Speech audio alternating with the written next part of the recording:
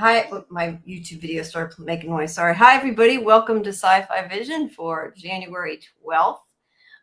Tonight, we're going to be doing the season finale of The Artist. Unfortunately, there were only 6 episodes, which is kind of as I feared. But yeah, I think it had a complete story at any rate. So I don't think it's one that's is likely going to come back. Although, they could do it again with a different story, like an anthology. I wish I would have all the stuff at the end, all the paragraphs of text at the end would have made a perfect second season.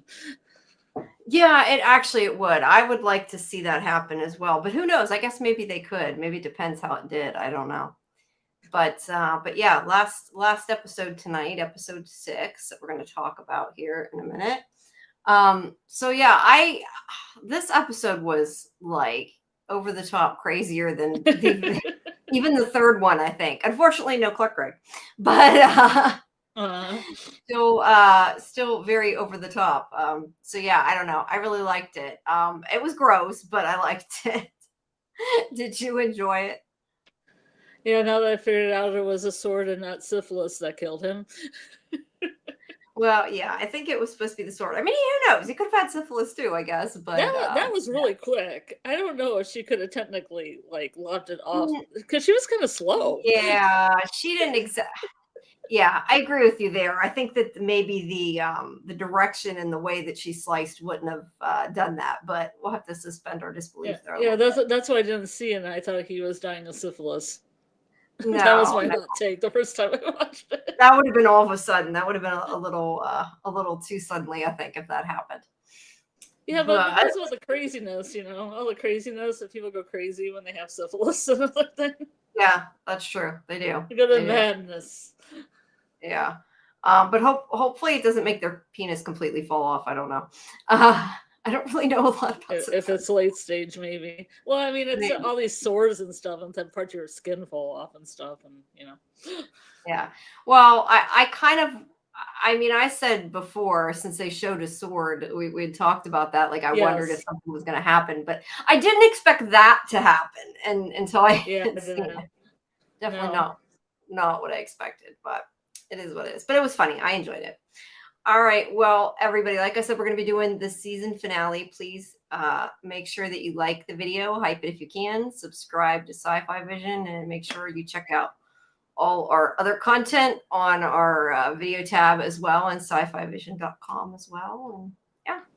All right. Well, let's jump into it, I guess. So this episode is different because it's got I don't know if you want to call it a flash forward. It's bookended by now. The present. Now, the present, yes. And about, I guess he's an ancestor, or not ancestor, they're his ancestors, was what I meant. When he I thought maybe he just bought it, but I guess it could be ancestors. I think it was supposed to be his family just because the way he was researching it. I mean, I could be wrong. It didn't say that, but I thought it was just naturally curious. Because I thought maybe she had sold this whole thing at the end, to get as much money as she could for a girls' school. Maybe. She moved to the village. Yeah, she moved to the village. I was a little confused. The one thing that they really glossed over on quickly is I guess that they moved out where they did, although this is still a pretty damn big mansion, whatever.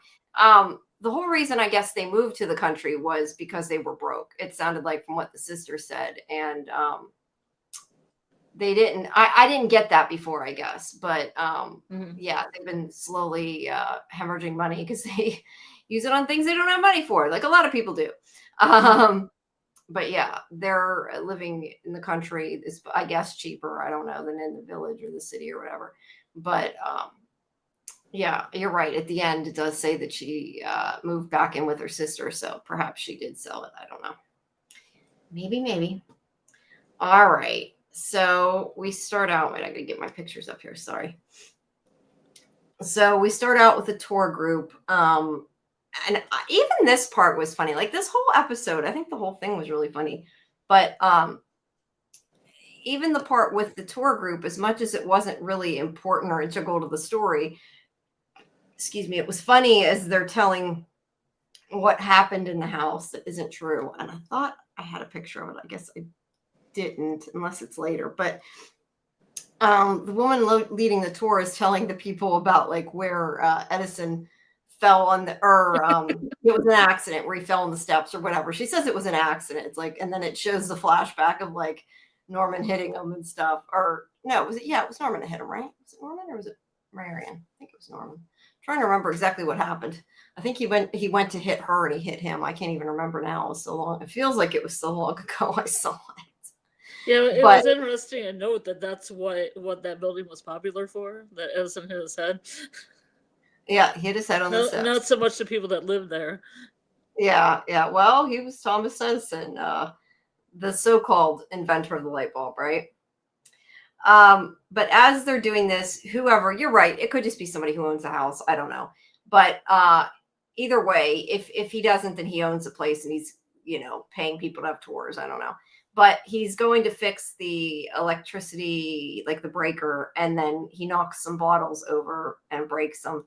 And in the process, he finds her journal, which is what the whole story has been from the beginning, has been Marion telling this story, which we thought was a murder mystery. We thought was, all about how her husband was killed. Mm-hmm. But to be fair, she did say at the beginning that it wasn't.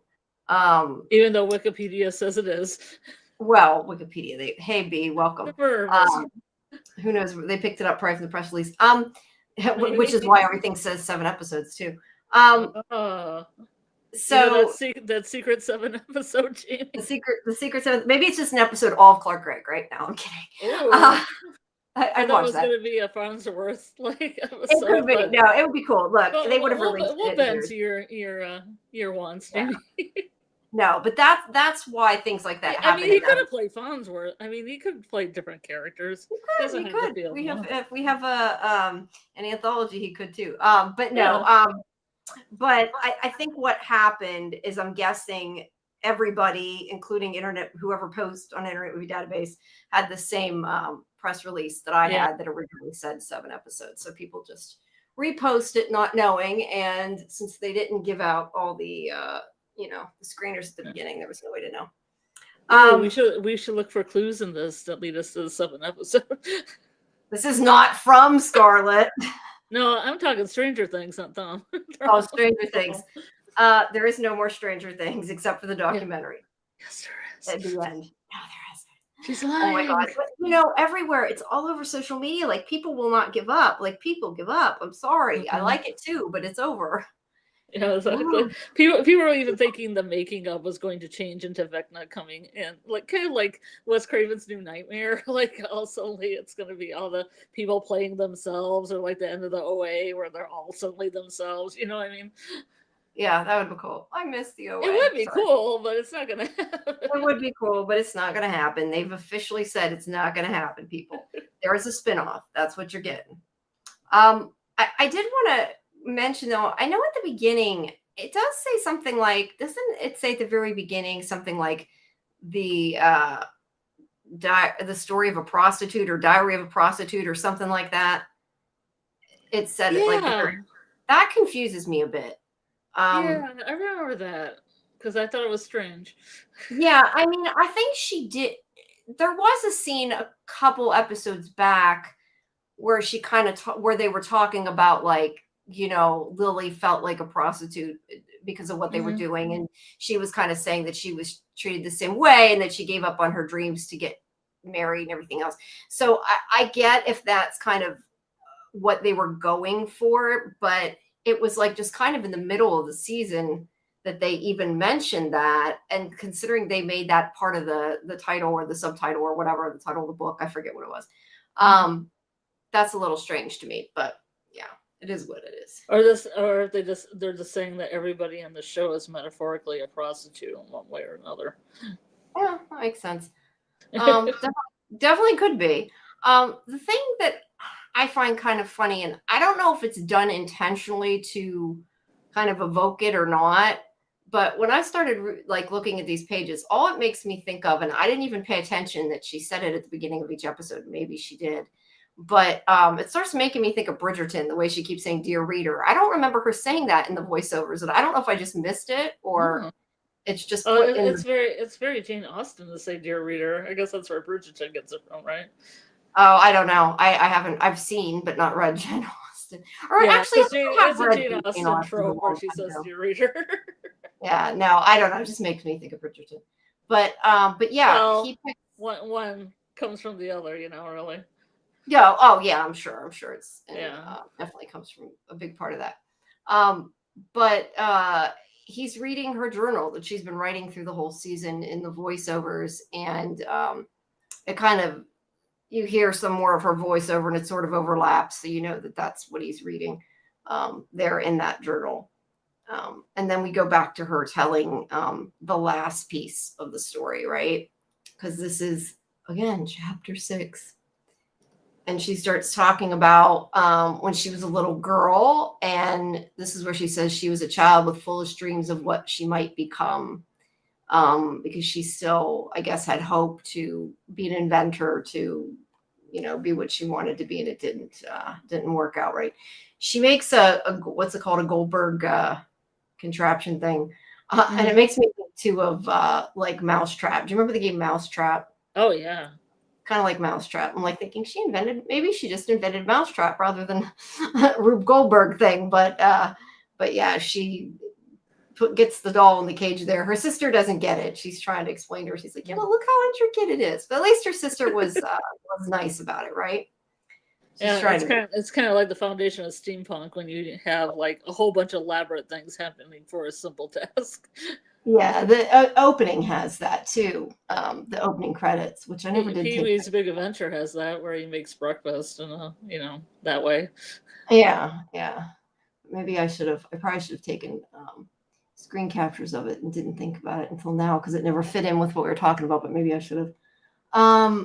I'm not sure. I don't remember this part though. She's talking about the opera there, about meeting him. So maybe I missed that in the voiceover. But yeah, he's still reading it as we see this, and this is where it talks. I'm glad she wrote big enough so we could read it at home.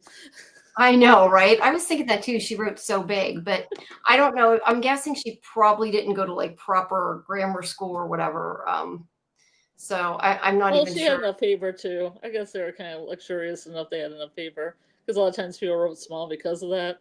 But I think it was just written big for us. Yeah, but actually she would have went. I wasn't thinking she would have went to school though, because she was going to college. So yeah, I'm sure she went to school as well. But this is where we learn about her mother and her sister. And her mother is dying, and she gets her 2 daughters to promise that they will come together to see each other once a year at this time, no matter what happens. And they both agree to it. And let me see here. It's plot armor for paper. You're right, B. That's funny. Yeah, it's good to be. It's gotta be. But yeah, they seem to get along. And there's her mother there. And then Marion says that about them coming together, and then she says that her mother says that when the 2 of them come together, they can see the world for what it could be. And in the voiceover, this is where Marion says that today, the day Norman died, is the day she would finally see clearly again. And I mean, that's kind of what I guess the episode leads up to. I feel like she thinks maybe she's been kidding herself, I guess, because she was happy that they were back. She felt like in love, but yet it's interesting because if they were so back to the way they used to be, she felt like they were, connecting again, but yet she was so terrified to tell him about Edison. And it's just sad and kind of ironic a little bit too, because it's like, what happened? Like, she got so upset when he was talking about, he bought Edison's invention or whatever. To be fair, he didn't know why she got so upset, right? Like, if she had said to him and explained it to him like she had planned on it, then he might not have done it. But this was beforehand. He knew nothing about it. So I kind of felt for him a little bit there. Like, she got so mad at him, and that wasn't his fault. And he might have got mad if he would have known that Edison was her ex-boyfriend. That too, but there's a good chance he would not have bought the invention that he did. So I don't know, or a piece of it, whatever. You know, there's chapter 6. This is the Rebirth, and I don't want to keep it on it's that the only too one long. that doesn't have profanity in it. So what I know. I questioned why. At first, I thought maybe I had the wrong title, but I looked it up, and everybody had this Rebirth. You put an F-bomb in there before Rebirth. Yeah, well, maybe I don't know. Maybe it's just showing that. I don't know. It's reached the end. I honestly don't know, but it is kind of weird. It doesn't have enough bomb in it, but yeah. This is when she talks about how they were they're infatuated with each other again, but and they're indulging in each other. But this is where she says that the rest of the world is at a standstill, and that they're kind of like not letting the rest of the world in, and so they're maybe not as happy, I guess, as she thought that they were. And it also shows Degas there sleeping. And then Lily, and I always forget this guy's name. I don't know why I cannot remember his name. How's the guy's name? I'm looking. There were so many. I just call him the dance instructor. The dance instructor.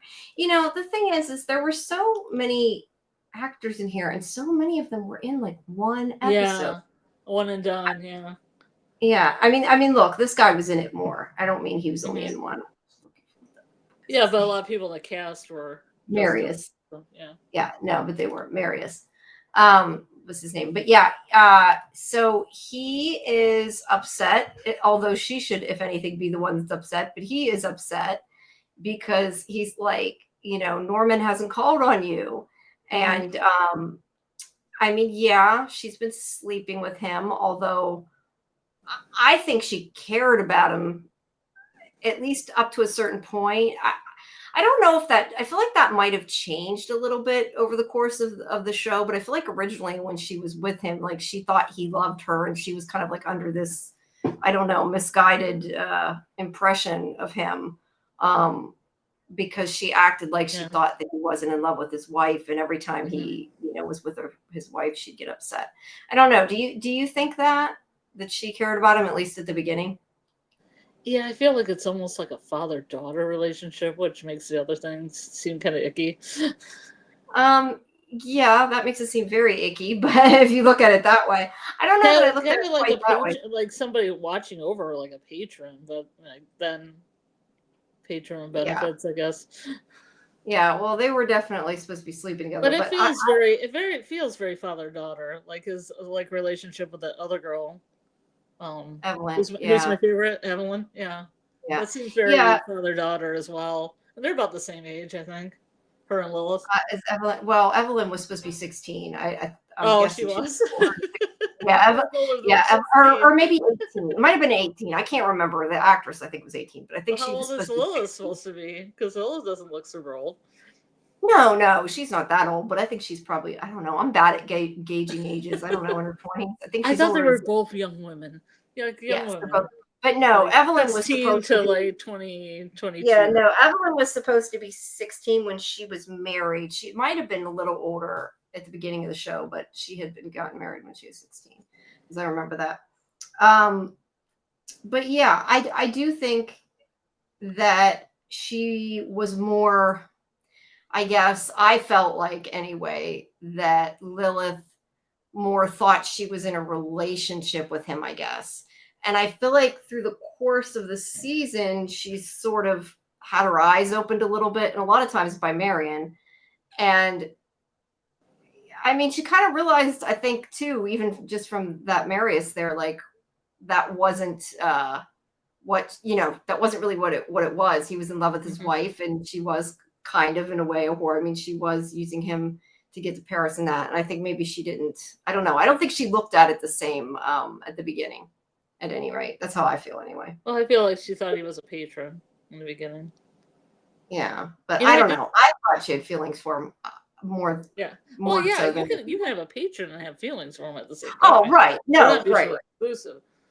No. I'm just saying, I feel like that changed over the course of the season. Like, I think that she thought he cared about her too, and I don't know that he necessarily did. Because it seemed like every time Norman doted on his wife, like she got upset and was surprised. Which makes me think she didn't, I don't know. I just feel like she didn't quite see it like Norman did, maybe. So you think she thought he was going to follow her to Gay Paris when she was on the stage Yeah, and stay with her? yeah, I definitely think that the relationship was a little lopsided, and I think that he was taking advantage of her for sure. Mm-hmm. Yeah, But since yeah, she's on the streets. yes. But either way, she seems to know now. Now she's not too happy. But You know, I looked up some research on this to see if anybody from the Gilded Age had their help camp out, and they didn't really. that's something for the And show, I camping guess. was very interesting pastime for like the rich in Rhode Island though, and the East Coast. There's lots of Interesting. Yeah, camping. it is strange they all stay in tents because you're right. They have that huge house. I feel like they would have had Yeah. servants' quarters and everything else. Yeah, But because I don't know. I looked at the house, and the house is like a museum, and it's like it has 20 rooms open to the public. So how many more rooms does it have? You know, they're Wow. saying that's the house, you know, the same type of house that would be in the show. They would definitely have. Yeah. I mean, because I would also think a servant's quarters would be a sign of status that you Yeah. wouldn't put your help out on the lawn. You would give them at least meager, dwellings in your Yeah. house. Which makes me wonder if maybe that was kind of to show that they were poor and they didn't really have the Yeah, kind of money. they're just They didn't. together.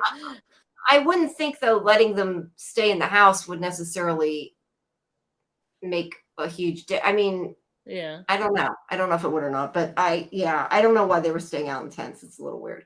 Um, but either way, Marius is like, he's not calling on you anymore. You know, you need to figure out what's going on because he wants to go to Paris too. But either way, he's upset, and she's like, well, maybe we should leave then. And he's like, where are we going to go? You know, because they have no money. Mm-hmm. I don't know why they showed dogs again, but I took a picture of them. All right. Because So they're in the painting position.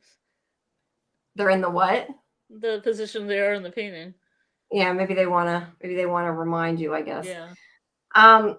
But this is where she's saying, that they fell in love again.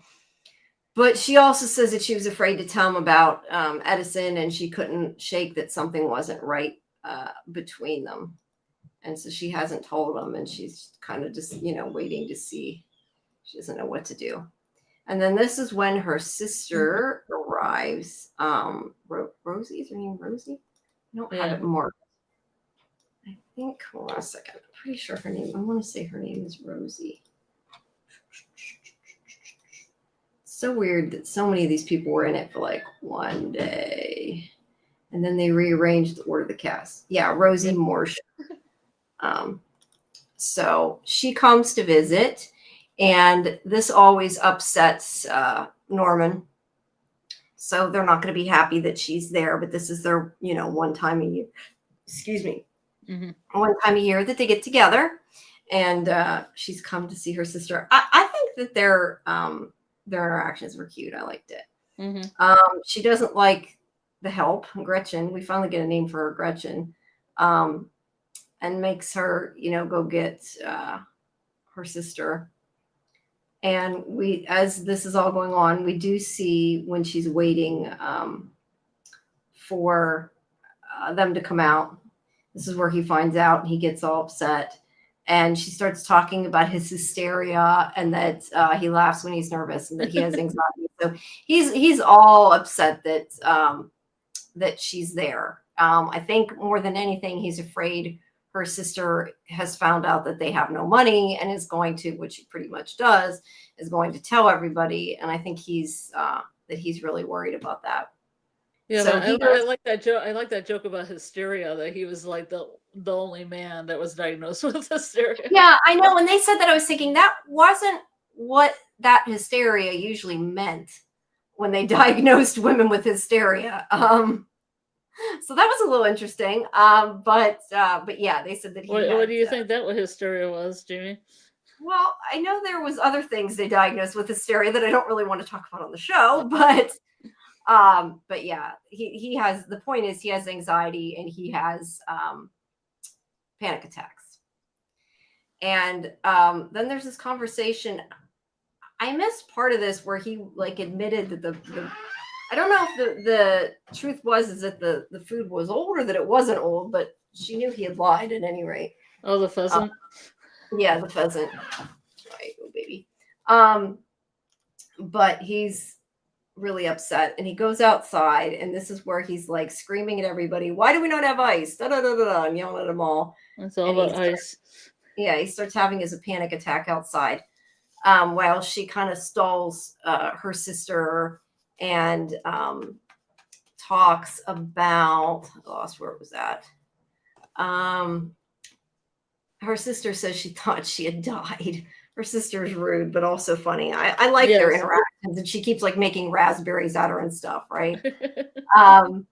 But she thought she says, this is where she says about her moving and about she up and moved to the country or whatever. And she knows it's because she doesn't have the money. And her sister's all excited. Marion's pretty excited because she's saying that, her and Norman are happy again. Because at first she's like, I'm so happy you left Norman. She's like, I didn't leave Norman. Just because I moved here didn't mean I left him. Why would that mean that? And this is where she says they're having a renaissance. And she's like, you can't say that unless you need to be creating something to have a renaissance. I don't know. This whole conversation was funny. It was a little weird, but funny. And she kept blowing raspberries at her. But I don't know. It was funny at any rate. They seem to get along pretty well, even if her sister clearly does not like Norman. And then there's the conversation with him outside with them where he's still yelling. And he demanded ice. So they get him ice, and it's pond, because he says something like scraped off the rocks of the pond. Yeah. And the woman actually did that. And then he took a drink. And it's like, well, what do you expect? You said it, dumbass, So he wasn't too happy with that. And he starts throwing up from panicking after he sees the guy's leg, especially. There's more of it. And then Lily comes. Yeah, the poor guy with the leg. He just keeps going on about how he's, he can't do certain things now and stuff. Yeah, and he's like, put it away. All that guy had was a broken leg, the poor guy. Crazy people here back here. Stub. Yeah, and they did that to him. No, but I liked how that guy kept apologizing, even though he had this like horrible injury. He was still apologizing. Like, I can't walk or whatever. I won't be there by 8 o'clock. Yeah, I won't be there by 8 o'clock. That's exactly what I mean, Jamie. Yeah, because he's telling them to go get Catherine McPhee's character, Nora. I have Nora bias. I don't know if that's right, but he's telling them to go get her. I guess my understanding, which they really didn't go into, but my understanding from what I'm guessing was going on was that he wanted to hire her to sing to make it look like to her sister that they still had money, even though he clearly didn't have money to pay for her. Entertainment. Yeah, the entertainment for the night. But he thinks he's having a heart attack, and Lilith does come over and help him, which is at least, like I said, I think she somewhat cares about him. She comes over while he's vomiting in the yard, which is so funny. That whole scene is just so funny. I mean, look, it's not funny that somebody's having a panic attack. I don't mean it like that, but the way they did the scene, I think it played out really funny. A lot of this episode is really kind of dark humor. But the way they're so fragile, like in this household. Yeah. And then they come out and to help. Who's been living outside? The one guy who has this horrible injury, and he's like freaking out. He's the one that's fragile. Yeah, he's the rich guy and the one that shouldn't be upset, and he is. Yeah. And then this is when Degas comes in. While I think she might have been looking for Norman, I'm not sure, but he comes in and he starts flirting with her again and saying, "Oh, I never felt." And of course, he's got his. I wish I could have had captions because his thick French accent, it's hard to understand a lot. But he's saying that his heart's swooning and he's never felt like that before. And then he said, I don't know if I misunderstood this, and I was going to ask you what you thought. He started saying he was always in control of his stroke. I didn't know. Yeah. I mean, hold on, wait. You're gonna get it. Hold on, I'm gonna get Kiki back. Okay. Sorry. Hold them while they're doing stuff. She's not feeling so great. Yeah. So I don't know exactly. I don't know. I didn't know if he was trying to say he had a boner for her or what that was supposed to mean. How did you Well, I mean, a stroke and a stroke, if you know what I mean, Jamie. Yeah, okay. So you did take it that way. Yeah, okay. Okay. That's how I took it too. Thanks, babe.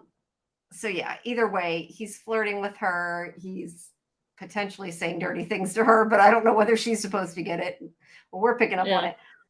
it. But yeah, this is when she's trying to get him to leave. She's yelling, she's like, no, no, no, I'm not, this is never gonna happen. And he's not listening. And then he finally, whenever she starts saying about she's gonna she'll give him the promissory note and it'll be just as good as cash and all that. And then he starts listening and getting upset. And I kind of was wondering, like, why doesn't she just keep up the charade and flirt with him a little bit, and then she would not have to pay him and it would all be okay, you Give him a know? little something, something. No, I'm not saying that, but I think the way he's like stringing himself along, but even though she's saying no, like I think he wouldn't have probably even made her pay. I don't know. I was just talking some kissing and a little bit of hand holding. Yeah, maybe. Back then, that's probably not. It probably means a lot more. I don't know. But Show she ankle. makes yeah, show some ankle. But she makes a comment here, and she kind of mumbles it. I forget why. I don't know if she was saying rather than be with him. I can't remember, but she said something like, "I'd rather be a widow than something else." I missed exactly what she said. I don't know if you heard exactly what she was referring to. But I actually watched it with closed captioning, so in my head I'm trying to figure out whether to be a widow, then can't remember. Then something. I don't know. I couldn't get the captions on the video file or I would have put them on. But yeah, she said something like Hey, but at least you don't have 20 minutes of commercials. True. But she says she'd rather be a widow, and then he picks up on this and he thinks that that means to win her heart he must kill Norman. Yes. And it gets this knife out, and that's when, of course, we all start to assume that, you know, he's going to kill Norman, and that's what happened. But that is not what happened. But he does get a knife with the intention to come kill her husband, because he thinks that will win her over, which wouldn't have, but that's what he thinks. So she leaves the sister there. That's where I think he gets the idea of the knife. At least it looks like it. Then we have intermission. The receiving vault. Yeah, I guess that was just to be funny. They were talking about orders of vaults and coffins. Apparently they don't have one because they had to like burn them over a fire the old-fashioned way instead of putting them. They didn't need it. They had a fire, man. They didn't need it. Well, I mean, also to cover up things. Yeah, but nice and cheap, right? If they just burn it. So Norman, did she tell everybody her husband died, or was she like, I don't know where he is, I'm gonna go live in the village? Yeah, you know, I kind of wonder about that too, because they never commented on like how he died or questioned it. I mean, granted, it was an accident, a crazy accident that normally doesn't happen, but you know, normally doesn't happen. Yeah, in your day-to-day life. It's a TV show, so it's a little crazy. But yeah, that's later. So Norman is in Lily's bed there in her tent, which is inappropriate to begin with, but he's just sleeping off his panic attack, and it's time for they need to burn that bloodied rug penis bomb. You're not wrong, B. You're not wrong.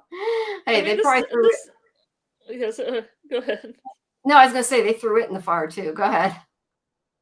I was hoping it wasn't in the field at the end and the dog found it. That's what I thought the dog was gonna find. Yeah, I didn't see that. I just seen bones. But I was like, it's 100 years later. It's not gonna be there. Yeah, I mean, his body wouldn't be there. Like animals would drag it away.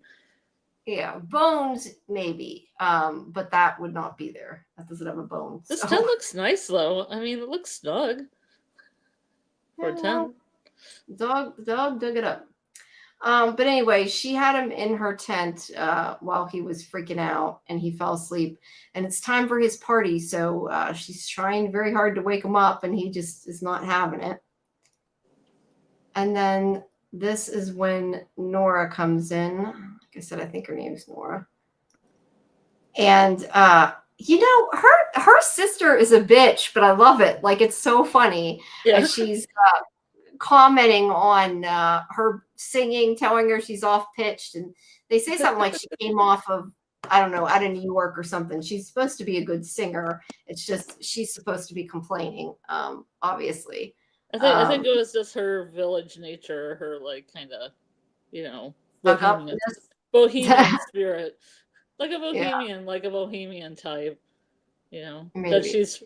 she's kind of like her freest person, whereas her sister is not. You know. I guess, but she's also kind of stuck up, I think, too. Oh So yeah, she's, she's completely bitchy. Yes, yeah. So she's like, "Oh, you're off." She basically says she's off pitch, and that, she's and pitchy. it kind of makes me laugh, though. I don't know if that's, it probably isn't done as a joke, but it just makes me laugh since Catherine McPhee came from American Idol. Oh yeah, So that kind of cracked me up a bit. that's And funny. I don't know if it was intentional or not, but it made me think about it. But here she had her, I don't know, her very, very small part where she came in long enough to sing for them. And it's definitely getting affected by Rosie saying all these, Heckling. yeah, heckling her. Yeah, that's a good way to put it. She's definitely affected. She's not she's telling her she can't sing and it's being completely, annoying. I mean, the sister is. Thank you, Dieter. Yes, everybody, please like the video. Hype it if you can too. It's always appreciated. Um, but yeah, she's singing and her sister's heckling. And meanwhile, Degas there is coming up with plans to murder her husband, and she doesn't know it. Let's see. But Norman does, I think, yell at her sister at one point for that. And this is where she starts saying that that he can't pay her. And he starts freaking out. At least I think she says first that he won't pay her, but he gets up and he's dizzy. He says he's dizzy. And she tries to get him to admit, like, oh, you just have anxiety and all this. And she's like, you moved up to the country because you have no money and you're broke and you're not going to have any money for Nora here. And they're like, yes, he's like, yes, we Yeah, will. like the look on her face when they said that too. Like, yeah, they okay, brought her there looking to pay her. then. So awful. But I love whenever she's like, you're broke. He's like, no, we're not. And his wife's like, yes, we are. He admitted it. And he starts, how he worked hard for his money and blah, blah, blah. He obviously doesn't have maybe as much self-esteem as he needs. And he feels funny and he's embarrassed. And this is why I think he didn't want her there. And he starts, hi Stream Hub. He starts like name dropping Thomas Edison. Basically, he's like, "Oh, me and Thomas Edison, I brokered this brilliant deal," and he's totally, showing off that he was working or not working with, but bought something from Thomas Edison. Mm-hmm. And this is obviously not a good thing that he's saying this, but he has no clue what happened. And obviously her sister knows what happened, that he had slept with, Edison and that he had stolen her invention. So he's digging a deeper hole, right? As he says all this. And all he's doing is saying, I got a deal, we're going to make money. And he's not wrong. I mean, they do end up she ends up making money off of it. So that's why I said, I think this part is a little sad that she gets so mad because it's also her fault. She never told him. I mean, she did tell her sister. Is that said in the episode? Yeah, her sister. Or it's implied. It's implied, yeah. Because I got the opinion her sister when she seems almost to be like looking at Norman like, yeah, you're making it worse. This is so great. Like she's just watching a train wreck, right? Yeah, that's what I feel like. But yeah, he bought part of the stock or whatever you want to say. I guess I would consider it, stock. He bought into it of that. Was it called a kinescope? I forget what it was. But it was, yeah, it was basically precursor to a movie camera or whatever. And yeah, he's dug her hole and she's like, my work here is done. So she was happy that happened. I would just say the sister would have told Norman about it because I think she would have been aggressive enough to try to pursue it if Marion said she invented the light bulb. Yeah, I don't know. I feel like I mean, I don't know. This is just the way I took it. I felt like that might have been a big point of the contention and part of why she didn't like Norman. She didn't like him, yeah. Because I think she thought that Marion was better than him. Yeah. And it's kind of surprising that she hasn't rubbed it in his face before, but maybe she promised her not to tell him. That's the only thing I can think. But there's the little flashback. He was quite quite happy with himself. That's where she says, my work is done. Okay. And she goes off upstairs really, really pissed off. And like I said, I feel a little bad for him because he doesn't understand why she's so mad. He thinks, I guess, that she's mad, what? Because he put the money in and didn't consult her first. That would be my guess. But yeah, that's not why or spending money they don't have. Or spending money they don't have. That's true too. But however he spent this money that he doesn't have, it obviously later makes the money. So it wasn't a bad plan. But this is where like she will not forgive him. And he's like, sorry, I'm gonna drink. He's like, please let me explain. And then he's like, I forgave you. Nothing is ever equal in this marriage. Now, what was I was trying to figure out like what he was referring to when he said, I forgave you. Oh, a Digga? Maybe? Yeah, that's what I was trying to figure out. I thought he thought that she was stepping out with him. But yeah, that was my question, because he does say, I forgave you. And I didn't know if he meant like her getting hysterical over Edison or if he thought she was sleeping with Digga. Yeah. Or both. Or both. But either way, he's upset because she won't let him explain. And this is where she says in the voiceover that she was wrong to how could she be so stupid to cast aside all her inhibitions to think something had changed. And this is where she says that Norman still saw her as a pawn. But again, I don't think Norman did it to hurt her because he didn't know. How could he? Right? I mean, that's how I felt. That's why I did feel bad for him in this instance. I mean, you know, he should have talked to her, but at the same time, to her, it's like this huge betrayal, and he doesn't understand why. And he just says, you know, I prayed for this deal. I didn't make a mistake. Just wait. It'll go good. And then he says he'll wait her out. Because you know what? He's waited her out before and she's forgiven him before. And he's like, she'll forgive me again. And would she have? Potentially. I guess we'll never know. Yeah. And then here is Degas hiding in Norman's closet because he's going to try to, he's like talking himself into to murdering him. And he falls asleep in the closet, which is hilarious that he's just like sleeping, standing up, sleeping. That's almost foreshadowing when Marion came in the other time and thought he was in the closet. Yeah, yeah. There's some flashbacks there, her being pissed. I didn't go quite far enough, I guess. But this is where she is talking to the cook there, and the cook starts talking about, oh, how the crazy artist, you know, took a knife into the house and he thinks he's going to win her love and all this. And, you know, you would think that your employer, like, I don't know if this woman just didn't get it. She didn't think it through or she didn't care. But you would think you would like care that somebody might be going to murder your employer. But then again, maybe she knows he's broke and he isn't paying her. I don't know.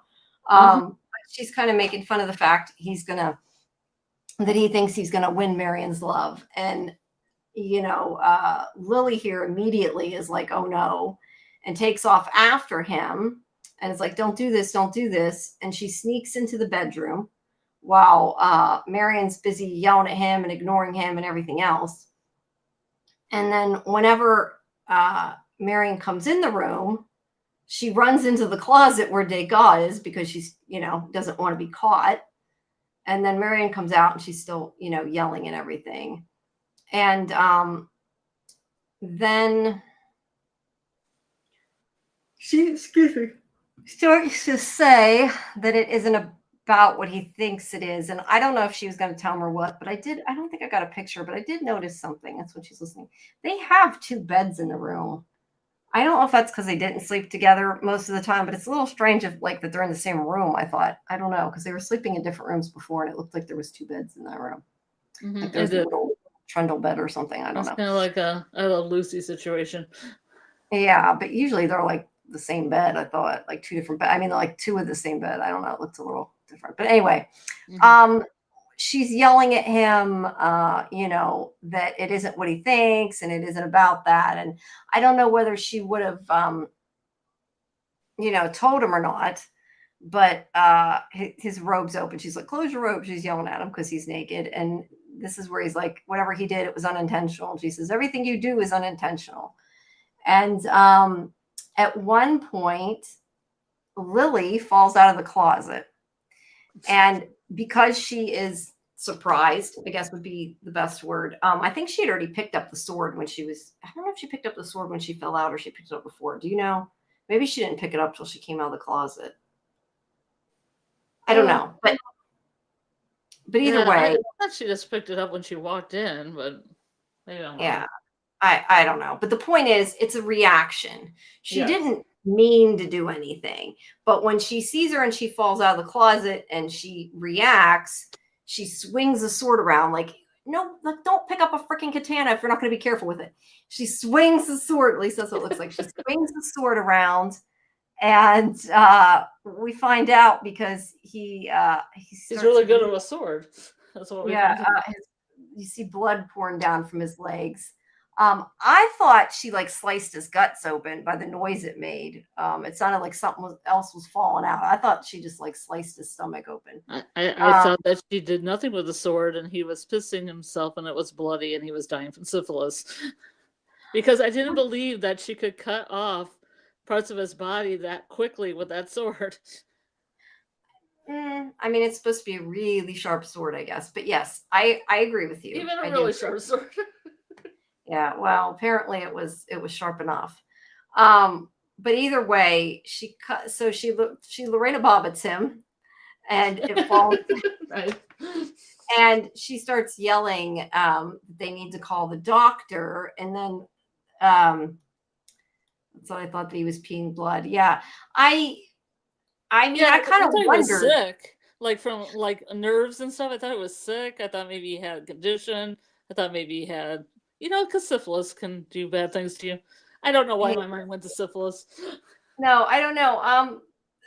I mean, I figured because the way she swung the sword, I figured she did something, but I definitely didn't think it was his penis that she knocked off.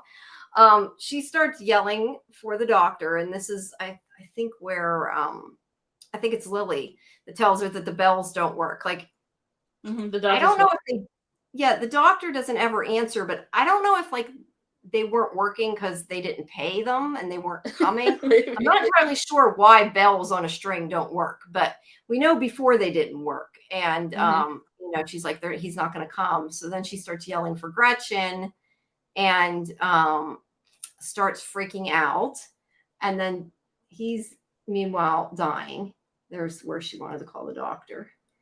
And then Degas comes out of the closet and he's like, take your hands off her. Because he, I guess, thinks he's attacking her because of all the yelling. And he's like ready to murder him. It's just me. See, I didn't see that. It says no scene can be as bad as that one from Game of Thrones when they did this type of thing. I have not seen Game of Thrones, so I cannot comment on that. But I have not, but I know about the Red Wedding and stuff, so I can surmise. Yeah. Well, this was an accidental penis slopping here. Without intent. And it's a long time ago. They wouldn't have been able to probably do anything. But yeah. Yeah, I don't think that was going to happen. But yeah, it seemed to be pretty. It's weird that she didn't do anything for him, like grab a sheet or anything. I agree. And look, I don't know. I really much watched him bleed out. She did. And I mean, look, she was in shock. I don't know that a woman back then would have known what to do, but at the same time, she did go to college. I would think that she would be smart enough to figure something out, but I don't know. I think there's this instinct to plug a hole, you know what I mean? If there's like water coming out of something, you would plug it. If it's blood coming out of a wound, you put something over it. Like it would be an instinct. I think that she was shocked more than anything, probably. And she's yelling for some help. And I love, though, that whenever he comes out with the knife, he's like, take your hands off her, you cocksucker. And it's like, and then he falls on top of it, right? Yes. Just cutting off the best one. Really? Won't comment on that. Should have won a Golden Globe. Yeah, no, that was great. But he calls him a cocksucker, and then he falls. I used that picture because you can't actually see it. I don't want to put it on the screen in case YouTube doesn't like me if I do that. It was a moment of cinematography excellence. It was, yeah, but he falls and like ends up with it half in his mouth, kind of the way he falls, and he's like, "What is this?" And what I don't understand is he didn't even freak out. Like, I don't even know what the hell he said. He's saying something in French. It looked like he was like saying, "Oh, like it was just really Ooh weird." la la. Yeah, ooh la la. I don't know. I don't get it. Unless he was like thought that she did it on purpose. I don't know, or maybe he thought when he fell. I don't know. But the point is, he's holding it up. He's looking at it like, he can't see very well, but he had to have known what it was, right? He slipped on the blood. And she's like, "Put that cock down." That was funny. And she's like, "Why couldn't you have kept your underwear on this one time?" Yeah, this one time. Yeah, but she starts screaming. She does scream at Lily, I guess because Lily was in his closet, but to be fair, she wasn't even sleeping with him at the time. But she screams at Lily, and then she apologizes for screaming at Lily because she's not really mad at Lily. And yes, I was laughing very much, just me. As I said, this is really some dark humor, but it is so freaking funny. It's to me, it's like I said, I thought the third episode was so absurd. It was just crazy, but this was like more, this was like more crazy, right? No Clark Gregg, but still more crazy. I'm just joking. I could not stop laughing during that scene. He slips and falls and sees a fetus, and then she yells at him to get his hands off her husband's cock. It's all it was hilarious. I liked it. I thought it was funny. But anyway, she doesn't want to yell at Lily. She's not mad at Lily. She's, I think, starting to realize what's going on. There's the Gretchen being like, "Oh no, what happened?" And she's upset now. She starts to get upset because she starts to realize, that he's dying, and she's like, "Don't die on me." And then she starts to tell him, and I don't know. There was something with Degas here in the hallway. I took the picture. I don't remember what he said though, honestly. But he was probably thought it meant she was going to be with him. I don't know. Hi, Kimberly. Glad you stopped by. Thanks for dropping in. Do you think she's just out of touch that he's dying? I think she's in shock. But then she's like, I only have moments. She went to college and she's got a scientific mind, right? So wouldn't she know he was dying? I think she would know he's dying, but I think she could still be in shock that he's dying. That's true. But she's not enough of shock to want to tell him that she invented the light bulb, though. Yeah, she wants him to know she invented the light bulb before he dies. Before and she's like, die. so pissed at him, like, "Don't die yet, How could you die on me?" And she basically means, how could you die before I told you, right? How you die on me? It's because you cut my penis off, ma'am. Yeah, it would be that. It would be that. But she does. I do think she's in shock, and she is really upset after. It clearly was an accident, and she's really upset. But she did it. It was an accident, but she did it. Lily, let it be known not to keep katanas, very sharp ones, in your bedrooms. Everyone. Yeah, I know. Just in case. Yeah, we got a. I think I'd said this before. We have it was somebody's that we got, and it's a katana. It's like that, although it's, I think, rusty, and so you don't want to do that with it. But it's really cool. But you don't have it on top of your dresser, right? No, I do not. We do not have it on top of our dresser, but it's like, it's like a full size real. Has a katana like that, but it's in like our basement. It's not like on the table. It's not in the bedroom. No, it's not like on the table. But no, this is like a full size real katana. I the only thing I did with it is I took it out and took pictures with it. I posed with it and took some pictures. Yeah. Talking about Walking Dead, and that's about it. Yeah, I don't think ours is even sharpened. I think it's just a prop one. Well, you could probably sharpen it, but yeah, no, I don't know. This was a real sword. It was from, I don't know. Yeah. I don't know if it was from the war, but it's old. But I don't know. It's probably rusty. Scary. Anyway, don't want to do that. But you get tetanus too. Ew. Yeah, you gotta be careful. That's true. You would have died anyway from tetanus. You're probably right. But yeah, she's upset he's dying, and I think more than she's upset he's dying, she's upset that he died before she could tell. I feel like that was a big part of it there.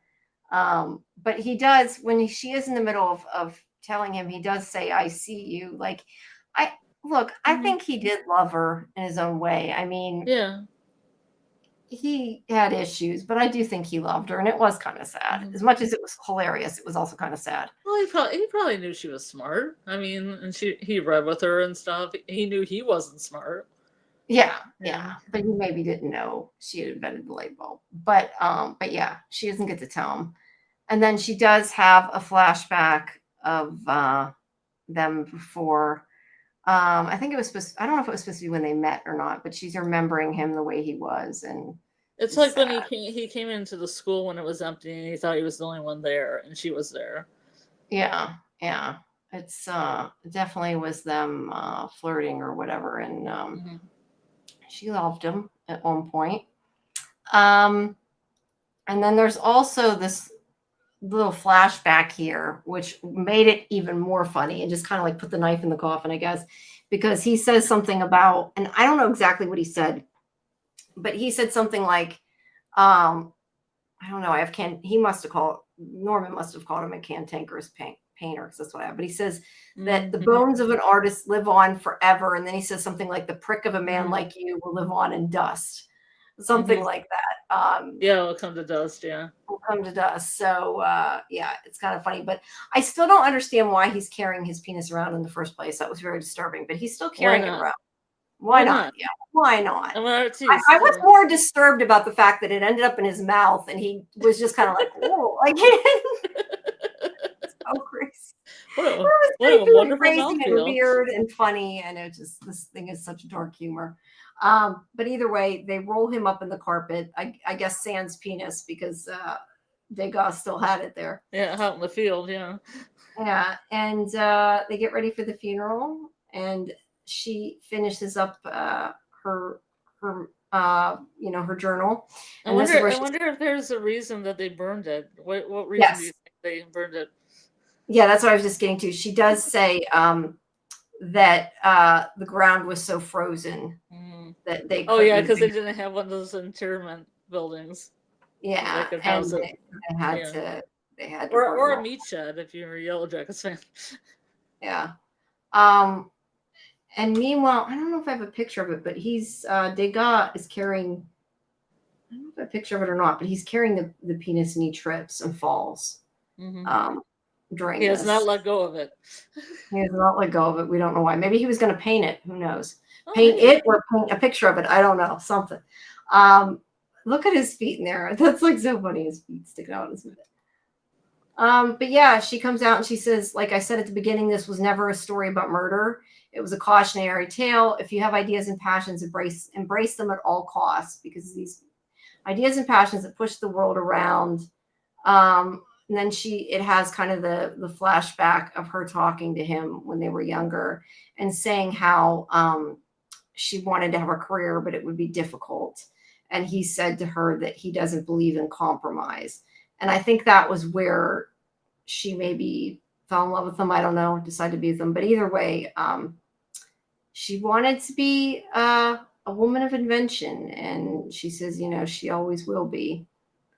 And then we flash forward to this guy again who has the journal, and he goes to the college and looks up the student records from 1867, and he's trying to find out about her. And then he sees this display. These like I'm gonna say both the diary and the papers in the library are so well kept up and clean for being 100 years old. I know, right? They should That's a be good real point. Yeah, damaged, especially the thing that's in the back of the wine cabinet. It should be like have like mice bites on it, maybe it would some be falling rat apart. poo, It Yeah, would it'd be be all falling. dingy. Yeah, it'd be gross. Yes. But he finds this display of Edison, and he takes out he knows that she says in the book that she invented the light bulb, because she says something like, I invented the light bulb. It doesn't say the whole thing, but under it on the page it says cunts. Yeah, So yeah. or in our book, Mhm. women didn't talk like that. But she's Did they? pissed off, and he sees the display, and he takes out her dissertation or whatever it was, Mhm. and compares the math on it to Edison's. And I mean, I think it Well, was it's supposed to be. exactly the same page. He didn't even bother putting it in his Oh, own was it the same script. page? I thought it was Oh just the same yeah. line. Which seems Okay. really weird to me because things coming into college like that, there's got to be somebody who would come across this in like 100 years, right? Yeah, and they just didn't notice. I thought he was comparing writing, but you're right. No, It might have it's the been actual page. Yeah, well, then It's actually all in the same paragraph form, and the equations right in the same spot and everything.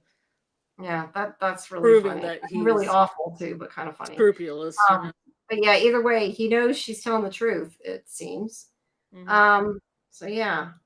And meanwhile, as she's walking with Lily, she takes her hand. So she clearly is not mad at Lily. She feels bad for her, and she knows she was a lot like her. Yeah. And her soft spot for her. And then this is where she says, she learned it's against all odds. You must stay true to who you are or risk fading to dust. And she like says the from peanut. yeah. She says for a moment in time she had forgotten her name. I don't know if that was supposed to be like in reference to she changed her name. I don't know. But she says like all those around her that might lose their way, but you don't want to lose your sense of purpose. And she says that she, you know, who she is and that she was a college graduate, a loyal wife, and the one and only inventor of the light bulb, Yukon Server said. It's like, so imagine what I might do next. And then it shows the pyre that they've built burning the body, and they're watching it. And then there it says light bulb. It says, I invented the fucking light bulb. I guess that's an explanation point. It kind of looks like a question mark, but I think it's an explanation point. Yes, it's very emotional. The screen too and long here's season 2 if anybody wants to know what happened could in be. season 2. I wouldn't mind seeing it. Yeah. As I read it, I was like, they should have held this back and tried to get a season 2 going. Yeah, it could have Maybe she reached Farnsworth and has an affair with him, and then events of television. That'd be cool. Yeah, I could see a Farnsworth story. Marion Henry would help Lilith return to Paris on the credit of Henry's name, and she would become the first ballerina to solo at the opera without paying benefactor. So yeah, she gave Lily the money she needed to go back. I'm not sure why that doesn't make her a benefactor, but I guess she did it a little differently, so it wasn't considered that. But that was nice. I like that. I thought that was cool. And then she says, Thomas Edison would hit gold again with his invention of the moving picture, and Norman's small investment would make him richer than Rockefeller. So yeah, I guess he must have actually had money to invest then. I guess he invested what he had left. Maybe that's why they were. I think that's what he did, because I think he went to the safe and he pretty much gave him just about everything. Yeah. Yeah. So they was broke. But yeah, she donated it to a boarding school for girls. Now look, her character was made up, so you know none of this is true. But it's but I could see a second season with her and her sister living in a village, coming across people that were living in the village at the time. That'd be really cool. And then her meeting Farnsworth and other things that they've said in this. Well, I don't know. The girls' school, like to see, for instance, like a girls' school would be cool. Yeah, that's the other thing that confused me a little bit, is that it says she would, as we're talking about meeting Farnsworth, I mean, I know there was, I'm guessing, a male Farnsworth, but it says she continued to invent under the pseudonym Farnsworth. So you're making it sound like she got married and then invented under his name. I assume that this is saying that she was Farnsworth, but I think there really is a male version of that. We'll never know, though, because there isn't a second season. It's all conjecture. Yeah, I don't know. I just think a warehouse. Yeah, I could see both. I just thought it'd be more fun if she was getting it on with them and kind of like Edison, but that's my own personal, Yeah. As for but you think she's more like H.G. Wells in Warehouse 13? Yes, that's kind of where I was going. That's what I'm thinking. Okay. As for Edgar Degas, the history books would have a penis in his hand. Impressionist of all time, buried in a regal cemetery in Paris, but the truth, it was far less glamorous. Yeah, so I guess we still appreciate you coming, Dieter. Yeah, thanks. Yeah, the dog digs up the body. I don't think it was a penis. It looks like it was a hand, a skeletal hand. Yeah, it's so weird though. So they just left it in the field. I guess it got covered with stuff because it's like really shallow, and nobody was like, "Hey, there's a body there." Well, under a rock. The dog pushed the rock up. But I question, like, did he fall and get hurt really bad when he tripped? The fact that he just that's what I nobody... saw, but I mean, his body was just there to rot. I would think animals would have drug it away, but it was intact for some reason. Yeah, it seemed more like it was buried. So yeah, I don't know. Or maybe Marion got some help to like bury it in a shallow grave.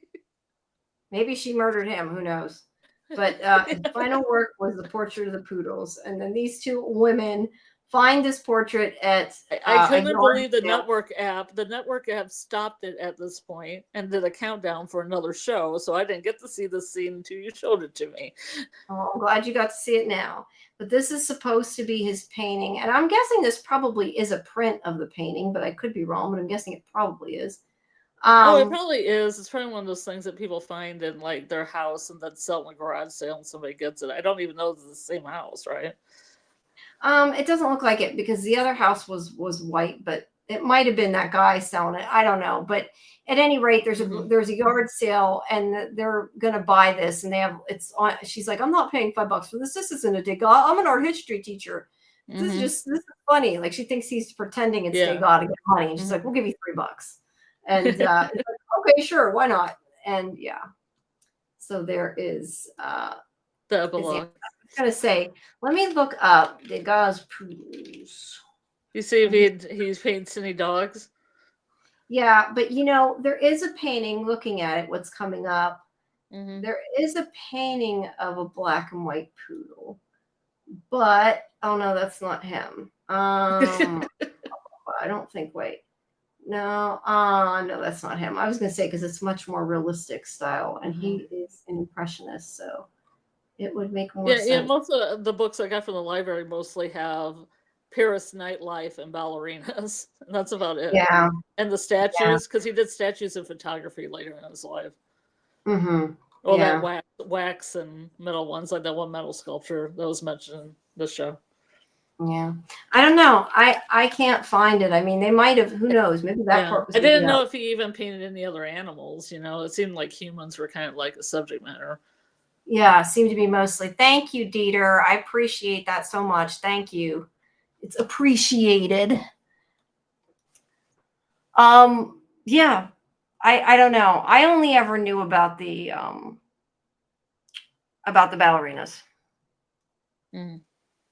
I never knew about the poodles or I didn't even know. I mean, I guess I never really thought about him making statues. I don't want to say I didn't know it because I probably heard it at some point in art history. Yeah, I've seen them in museums. Yeah, you're right. They don't. I don't know, B, because he was supposed to be half blind at this point in his life. So if some of it was true, he did not have control of his stroke.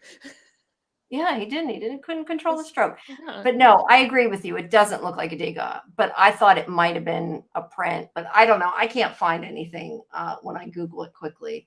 So you want to believe, right? Yeah, I want to believe this is real. I want to believe. Yep. But it's cute, and now they have a cute poodle painting. But for $3. Yeah, for $3. And I do think in their house and they'll never appraise it. And someday, 100 years from now, people will be like, "Ooh, that's a Degas." Somebody found a Degas sketch in the back of a painting in their attic. Wow. You have to wonder, like, how they. I mean, I know how they appraise it and prove it's real and everything, but I always kind of wonder, like, just because somebody says that, like, they still could be wrong, right? But if somebody says that and it's accepted, then that's what makes it worth money. Well, not that it actually is. There's people that get degrees in this for a reason. Appraisers, Well, she's not very good at it, apparently. She's an art history teacher, not an appraiser. I know. B says, I mean, she takes that to Antiques Roadshow. We'll tell her how much it is. True. She says, I've seen Degas painting in comparison, don't remember any dogs, but that doesn't mean he didn't never paint any. I've seen a lack of animals. It's usually mostly kind of like a Toulouse-Lautrec thing, like Paris nightlife and ballerinas and things, or bars. Yeah. I don't know. I mean, I've never seen one in person. I've never been to like a humongous, museum in a big city or whatever. But yeah, I don't know. I don't see anything about it. It says he did include dogs in some of his work, though poodles aren't his primary focus. But it sounds like it was more other dogs he painted, not necessarily poodles. So they might have added that. So he did incorporate dogs, but wasn't poodles, I guess. So that must be something that Graham made up. But yeah, either way, well, I mean, if a dog's in a in an alleyway in Paris or in a bar, it might be also painted. He might have painted it. We never know it. No. I mean, who knows? Maybe a long time from now they'll find one and we'll find out it's true. They really played loose with the history in this at any rate. And I really like that because I like that some of it was true. Like it was real people for the most part, but most of it was fiction. Definitely the Henrys were fiction. Yeah, I like how they like how they did it. I do. I think it was good. I really enjoyed the story. I think it was funny. But Evelyn was all real. Evelyn was all real. Yeah, I like Evelyn. I'm glad. I mean, I'm glad I found out about this show. Yes. Sorry, go ahead. Oh, from what I'm looking at here, Jamie, he did paint dogs. He also painted horses. There's a little black and white dog. He's super cute, and some horses, some people riding horses. Yeah, but it says not poodles. At least not that you can find a portrait of a poodle. And this giant cat, for some reason. Giant cat. Why a cat? But one cat and one dog and some horses. Yeah. Oh, there's another dog. Yeah, yeah. But I was just gonna say I really didn't hear much promotion about this. I'm glad that I found out about it because I really liked it. If I hadn't, well, I shouldn't even say if I hadn't been invited to cover the junket, I wouldn't have known about it because in all honesty, I actually it's funny. I actually missed the email about this. Should have missed you. You know how I found out about it? What? Embarrassed to say how I found out, but you know how I found out about it? You interviewed? No, I saw him post on his Instagram. He posted about the show coming out, and I'm like, that show sounds familiar. I'm like, the network. I got something from that, and then I went through my email. I'm like, oh my god, I got an invite, and I somehow missed this. So that was how I found out. So yeah, but I'm glad I did. I enjoyed it, and I think they were all really good in it. But yeah, some of them had such tiny parts. Let's see. The French take their dogs everywhere. At least 20 plus years ago, they did it, and it has been that way for a long time. So I'm sure they might have made their way into his paintings. They might have, and we might someday see one. Who knows? Or see an impressionist painting by somebody else who's famous. Who knows? But yeah, that's cool. That's what I thought they could have in season 2. I'm writing season 2 in my head. There'd be another artist, and it would it could somebody in the village. Yeah, it could be. But the thing is, I could even see them doing this like about a different time period and like not even be about an artist, but just like maybe the next one's called The Chef or something. And it could be like about the 1950s. I don't know. I'm just saying chefs are artists too. It's a very big word. Too. But I just mean I could see it being like more of an anthology thing. But the thing is people need to know it's connected. I don't know if they could name it that because then people wouldn't know. But yeah, it was good. Unfortunately, they just made that season 2 that they wrote. What? So they just made that season 2 they wrote at the end of this episode. They should have. But that doesn't mean just they still make could. it, and then they can just take that off like it never happened. Yeah, just erase it. Like they do when they find Starbucks cups and things. Yeah. Or wristwatches. Yeah, or wristwatches. Just erase it like it never happened. Retro content. But yeah, that is le end. I know that's not how you say it. It's French, but yeah, Elfine. That's what it is. Elfine. The end. Finito. And that is Whoops. Sorry, I'm hitting the wrong thing and it's reloading the video, and I didn't mean for it to do that. I meant to reload. I'm trying to reload a page and I reloaded the wrong page. Sorry. Well, hopefully, I know we didn't get a whole lot of people tonight. I hope people did see the finale and watch this because I think it was a really good finale. Kimberly asks, what is next? Well, we are talking about either doing the Agatha Christie show or potentially School Spirits. We're kind of discussing and trying to figure out. I got to see. I just, as I was saying to Scarlett, my issue is if we do School Spirits, I'm going to have to skip the first two because I just do not have time to watch them all, and I kind of hate to do that. But we might do that. But Jen likes it. Jen likes School Spirits. I got a good response for it on the Discords. That's good. Well, no, if you guys want to see it, I mean, like I said, I'm open to do it. I don't know if I worry, like, am I going to miss things because I haven't seen all of season 1 and 2. I did see part of season 1, but I just that's what recaps are for. Yes, I know, recaps are for that.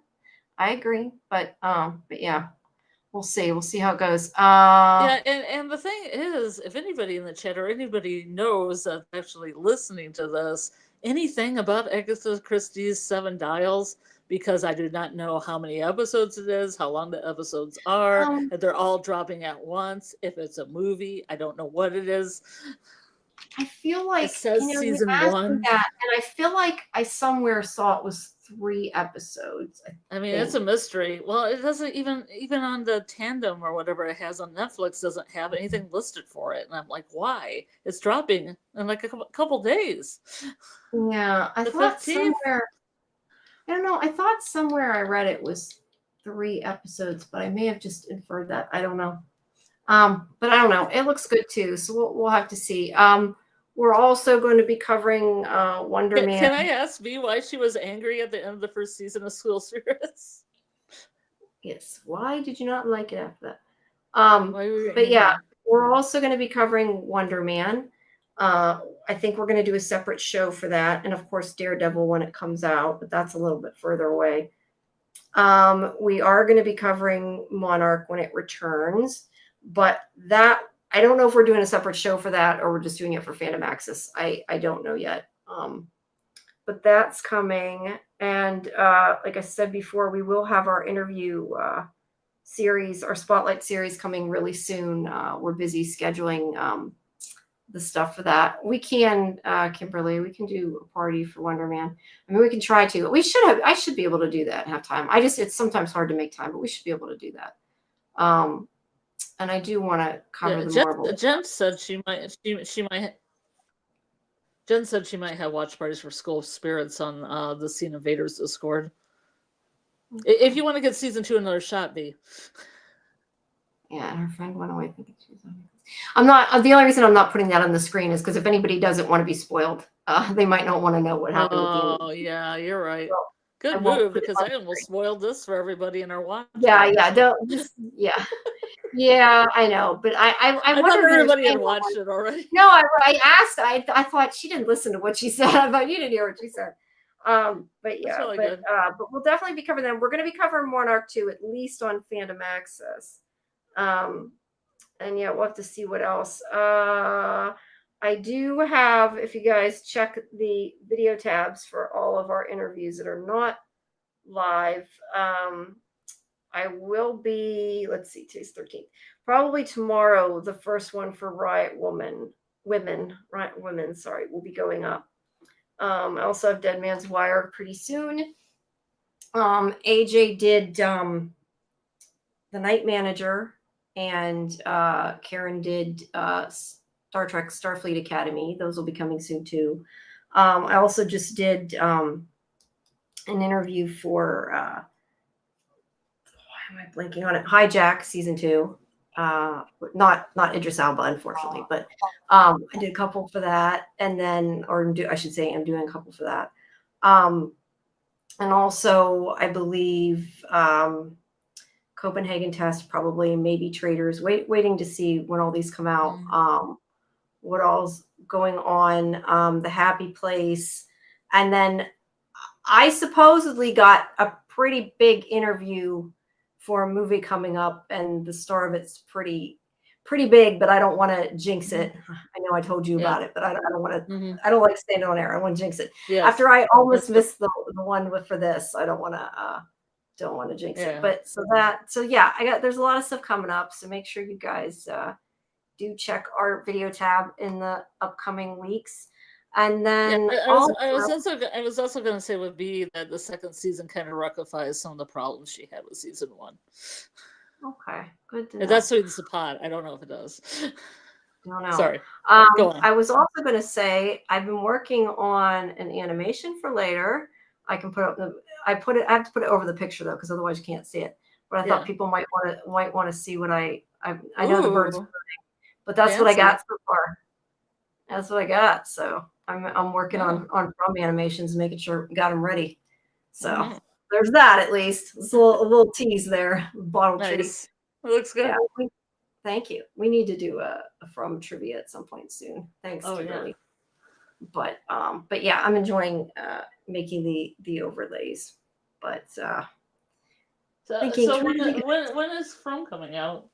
April? I don't know. You know, that thing saying somebody said it was in April. That is not official. Okay. So unless you see one of the actors say it, which look, it's possible the actor said something, but there is a rumor going around it's April and it's not true as far as I know. So yeah, I don't know. I actually, funny enough, I know my dad liked season 1 and didn't like season 2. So it was kind of the opposite. Yeah. So I don't know. But I have not watched it. But if I will try to, I can at least watch season 3. I just don't know if I can catch up on the rest. But if people want to see it, we'll cover that one. If they'd rather see Agatha Christie, we'll do that. We'll kind of get an idea what people want. Guys, let us know in Discord or in the comments of the chat after the live is up, one or the other. And let us know. And I lost track of what I was going to say. I don't know yet if I'm covering interviews for that. That's what I'm trying to do, but have not heard back yet. Oh, and I know what the other thing was. I forgot. Return to Silent Hill. I have interviews for, which is the new Silent Hill movie that's coming to. I believe it's coming to theaters. I think, as is the other movie that I'm covering. They're both in theater movies. But that's about it. There's a lot. There wasn't a lot going on over, December, and now that the holiday's up, it's like there's a lot. So all that catch up. Some people do From Jeopardy. Jamie, have you ever seen From Jeopardy? That would be fun. That would be really hard to put together though. I don't know. That would, I think, take too much time to do. It takes me hours to put together the trivia. I don't know what I want to get into. You don't make some answers up for questions. No, it's not about that. It's about laying it out. I don't know. Yeah, it's true, because you need like things that can flow. Yeah, although you might be able to you probably, if you fed it the information, could vibe code it. But I don't know how to do that, and B, don't have the money to do that. So right now trivia it is. I do want to look into, though, like I said, playing those Jackbox or whatever it is games that you can play with the audience, and seeing about maybe doing that if I can get some money together for that at some point. Maybe not right now, but at some point. That could be cool. But yeah, our spotlight, like I said, our spotlight show will be coming up soon with the interviews. Going to be starting with Agents of S.H.I.E.L.D. just because those are the first ones that I requested. And AJ and I are still, I know Jen had asked about it before, we're still intending to do something for Marvel, potentially, that's like either Agents of S.H.I.E.L.D. or just Marvel in general. I don't know. We just got to figure out how to do it. And if anybody has any suggestions, I just don't know how to do it without either A, doing a whole bunch of things each week, or B, having it last years, because I'd love to just do a watch in order. But even if we didn't do S.H.I.E.L.D., we still would be a couple years, I think, just getting through all the movies and everything if we did one a week. Yeah. So it's not, I don't know. There's got to be a way to do it. Either that, or we got to make a long time commitment. I'm fine to making a long time commitment, but I don't know that AJ is. So unless I do it on my own, I don't know. And you don't like Marvel, right? I'm very picky about Marvel, as I said before. I've seen Legion, my favorite. Yes, I've seen WandaVision. I've seen Agatha all along. You can kind of get the idea, feel me out here, what I like.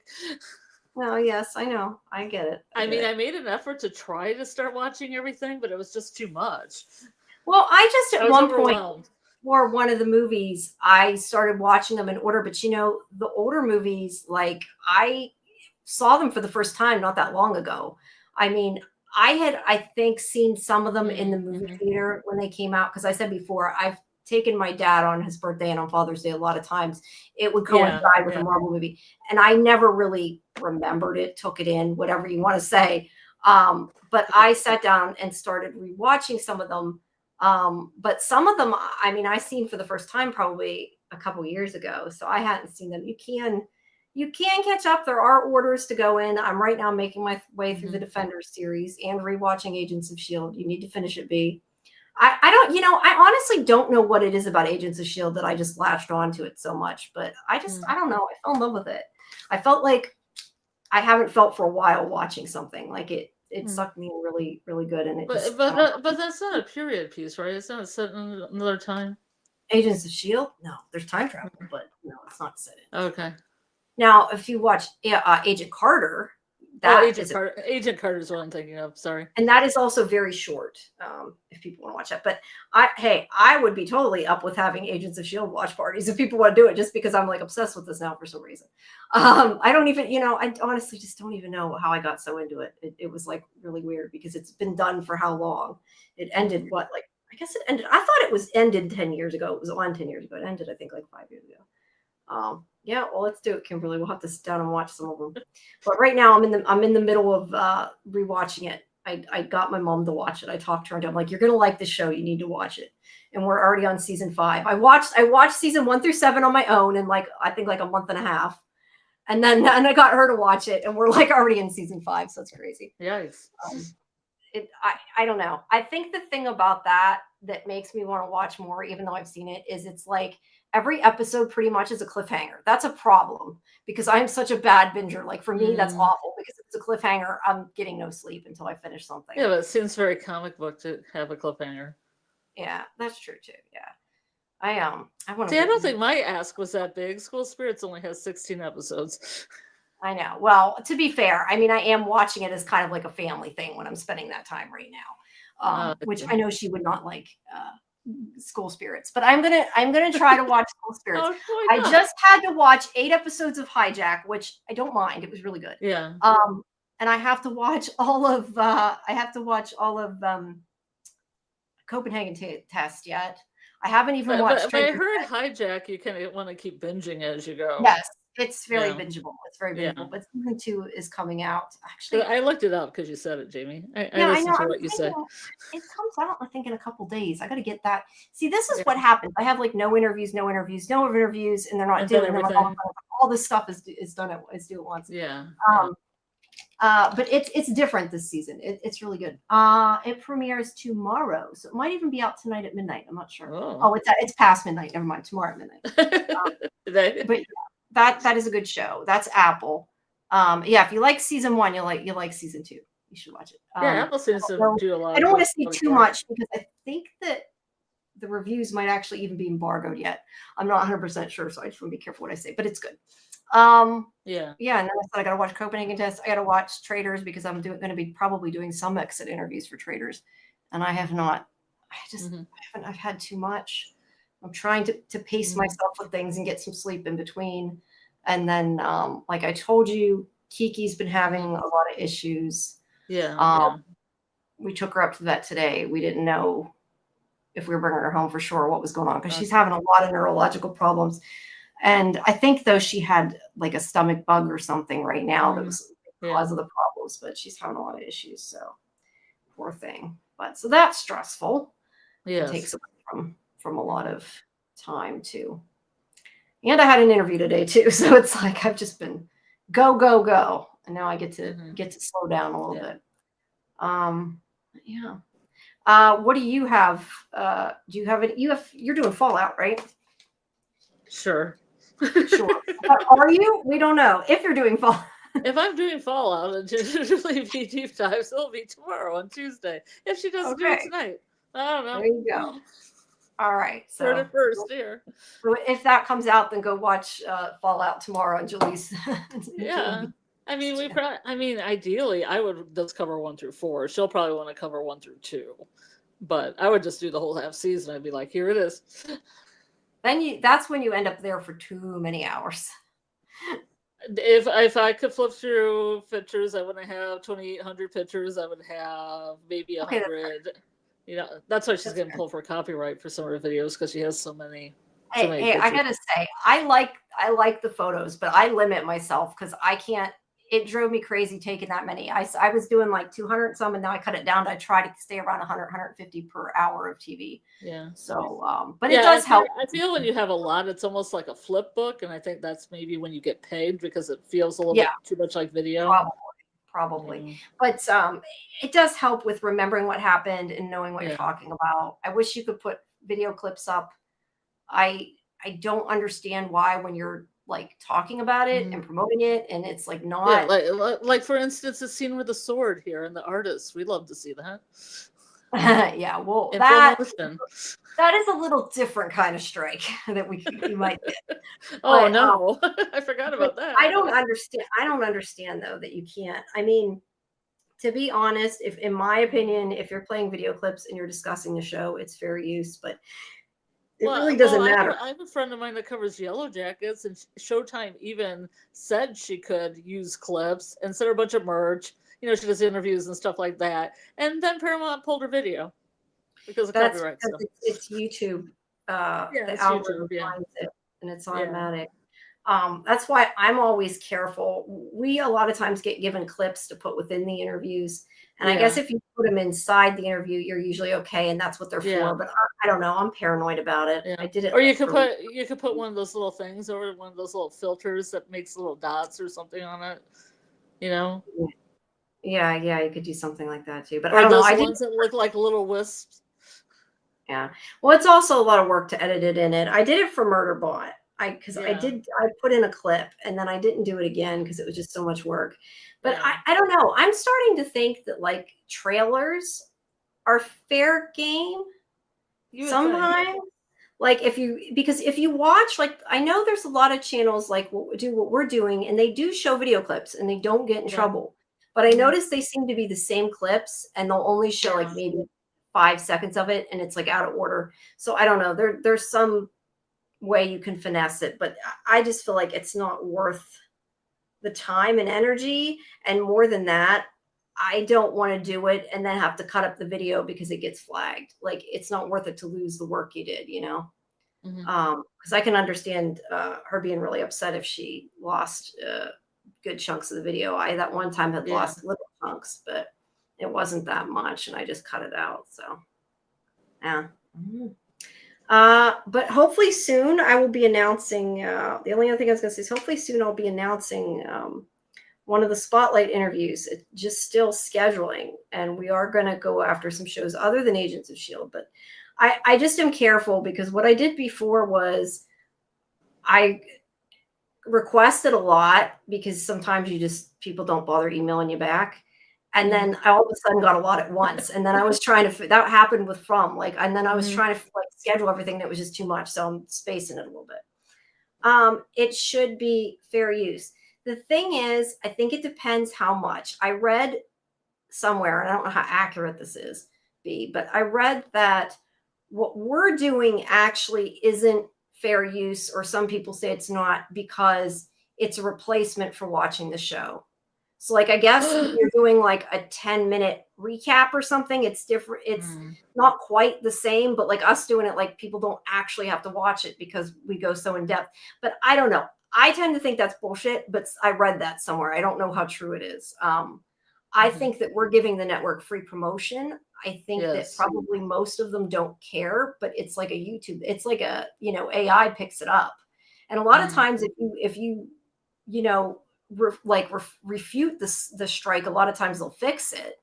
But you have to take that chance, and you have to, go through the process, and it's a lot. So it's just easier to try to avoid it, in my opinion, which is why I don't do the video clips. Thank you, Dieter. Yes, everyone, please like the video, hype it if you can, subscribe to SciFi Vision, and Karen and AJ and I will see you guys tomorrow for Fandom Access at 10 Eastern. I don't know what we have tomorrow. I know we have Percy Jackson. I'm not sure what else started. I don't know if Starfleet Academy started or not yet, since I don't watch it. I'm not entirely sure, but whenever that comes out, the two of them will be talking about it, even if I don't know. The photo stills always look really cool when I pop in. So, oh, for our show, thanks. Yeah, Yeah. I mean, anything that has to do with Greek mythology, I'm pretty much in. So Yeah, I think it would probably be something you would like, but look, if I had time, I would watch it too. But like everything else, I'm telling you, I only have so many hours in my day, unfortunately. That's why you're like, watch one a night. And I was going to say to you, you really overestimate how much free time. and yeah, I don't have a lot of hours in my day either, but I just make it work. I know, but I need to Get it sleep together too. But yeah, I'm going to try. But if people want us to cover it, we will. Please just, you guys, I linked Discord. If you're not a member, join our Discord. Let us know what you want to see. We're definitely up for, people's ideas and what you want. It seems like I never sleep, B. I get like 5 hours of sleep and I'm happy because that's about what I normally get. I think this weekend I got like 2 because I had to take my boyfriend to urgent care, and then he kept waking me up too because I wasn't sure if it was serious or not. Like every hour you kind of like drift off to sleep and somebody wakes you up or a noise, and then you just get back to sleep again and you get a noise, and then you're just up. I know how that is. How's he doing though?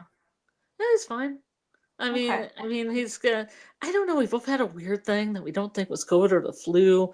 We had a lot of coughing, a lot of throat stuff, and then I got like a really bad, intense pain in my neck and shoulders, and he got it in his arm. And I don't know if that's just a little finishing up at the end of what we had, just or like an achy flu, maybe. Yeah, maybe a flu that because we got vaccinated, but it said that the vaccination this year wasn't so great. So I don't know. It might have slipped through. Maybe, but I don't know. I know there is stuff going around, but yeah. But anyway, drop us either comment in the chat or on Discord. Let us know what you want to see. If you have any ideas of how to split up Marvel too, that would be cool. Because I just don't know what to do. Like I said, I don't know if I just make up my mind I'm going to do it on my own, or if I talk AJ into it, or I just hate to I mean, if you did all the series and all the movies, I mean, you're going to be there for 5 years. Yeah. I'm like not even exaggerating. It's going to be a full-time job for you. Definitely. Yeah, because that's what I said. Like even just Agents of S.H.I.E.L.D. is 136 episodes. Like that's you can't do unless you do like my idea was maybe to do like storylines at a time, do like half the season at once. But the problem with that is then you got to rewatch it once to do it, and even the movies are a lot. I don't know. We'll see. It's a lot. Marvel has a lot of content. It does. It has a lot. But I like it. I do. I like Agents of S.H.I.E.L.D. and I like Doctor Strange. Those are my two favorite things in Marvel. All right, everybody. There I go again with my weird accent. Unless you have anything else to add, Scarlet. Good night, y'all. Good night, y'all. I don't know. Do you have anything else you want to? No. No. I don't think so. I'm looking forward to School Spirits. All right. Fair enough. I'm looking forward to what the 7-dial thing is. Hopefully it's not Stranger Things episode 9.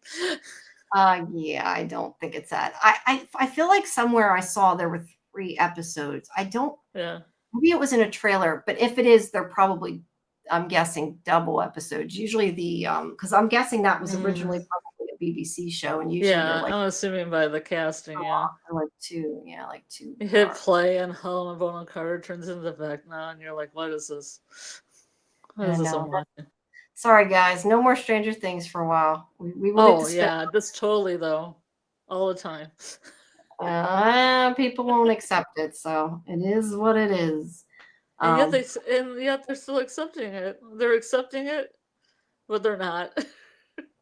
All I keep seeing is people saying it's a lie, so I've given up. There's too much on social media. I'm like, I don't need to see that anymore. I'm over Stranger Things right now. I can see, because I ran into I was doing a little talking party with some of my friends overseas, and one of them was already over Stranger Things, didn't even watch it, and she's like, I'm just over it because it's invading my social media. Yeah, there's too much. Like a virus. Kind of, yeah. Kind of. All right, everybody. Well, thank you for joining us, and hopefully we'll see you tomorrow. Like I said, 10 p.m. Eastern for Fandom Access, and maybe we'll know a little bit more about some other things tomorrow. We'll have to see, but we'll see you guys then. So have a good night, everybody. I was waiting. What do you say again? I bid you adieu. Yeah, no, that works. I just always